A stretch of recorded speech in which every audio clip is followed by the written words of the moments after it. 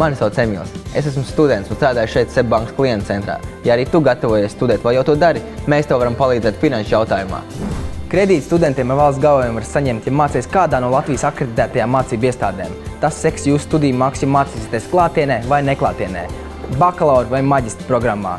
Paslabākais tas, ka varēs sākt atmaksāt tikai 12 mēnešus pēc studiju beigšanas. Savukārt studējošo kredīts ar valsts galvojumu ir finansējums, ko banka katru mēnesi pārskaitīs uz tavu kontu.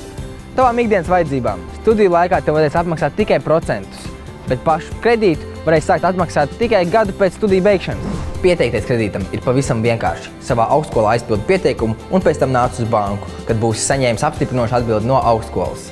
Tikai neaizmirst, ka tev būs nepieciešams arī galvotājs, kāds radinieks vai draugs ar regulāriem ikmēneša ienākumiem. Mēs varam tev palīdzēt sekt mācību maksu arī tad, ja vēlies studēt ārzemēs, bet tad gan ar visiem dokumentiem tev būs jādodās uz studiju un zinātnes administrāciju, ko līdz saņems apstiprinājumu ar galvotāju varēs doties uz banku.